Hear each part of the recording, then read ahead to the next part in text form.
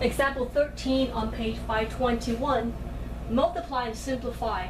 Assume that no radicands were formed by raising negative numbers to even powers. So we're given here two even radicals because this is square root, this is square root. We just want to make sure that the radicands inside and even roots are non-negative. And you see 20 and 8, they are positive number. So we don't have to worry about the case that the radicands inside even roots negative. Solution. Square root 20, square root of 8. Now, you learned that if two radicals have the same k root, you can combine the two radicals as one radical with the same k root, which is 2, and we're not going to write here. Then we multiply the radicand together, 20 times 8, okay? Then simplify as much as possible. Now let's factor out 20. Again, our goal is to find factors of 20 that have the k exponent. K is the k root, which is 2, because it's square root. So I'm looking for the exponent 2, okay? Sometimes it has extra factors that does not have the exponent of 2. That's fine. So let's factor out 20. 2, 10, 2, 5. So factoring out 20, we have 2 times 2 is 4, 4 times 5 is 20. So we have 2, 2, so 2 squared times 5, okay? Now you see factor of 20 has exponent 2 is 2, so I'm going to put it here, and the remaining is 5, and this 5 does not have the exponent of 2. Alright, so we're done with factoring out the 20. How about the 8? For 8, we're factoring out 8, we have 2 times 4, factor out 2, we have 2, and 2 is prime, we stop. So 8 has 3 factors of 2, so 2 to the third power. Now again, same idea.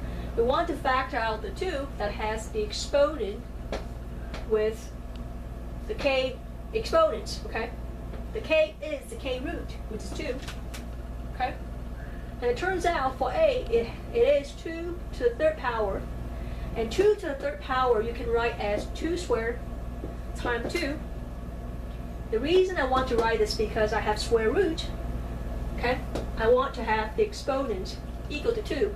That's why I split this 2 to the third to 2 squared times 2.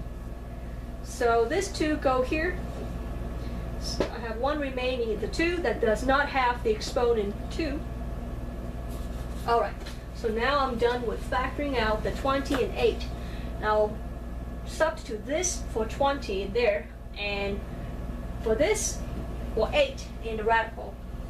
So 20 is equal to 2 squared times 5. 8 equal to 2 squared times 2. Okay? Well, here you can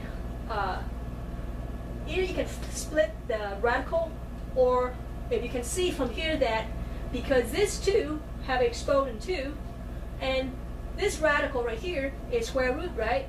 There's a 2 right here also. We don't write it, but it's there, okay?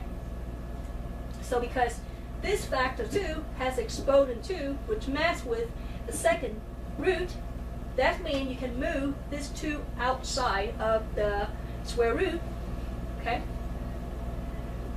So I factor this 2 out. So the remaining is 5, okay?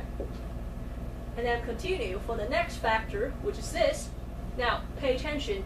This 2 also have 2 at the exponent. That means I can take it out of the square root because this exponent 2 matches with the second roots right here.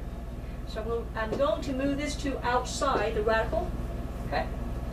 Now, this 2 right here, the next factor, does not have exponent of 2, so it's remain inside the radical. Simplify further, you have 2 times 2 is 4. Square root of 5 times 2 is 10. And 4 square root of 10 is the answer for multiplying and simplifying the two radicals.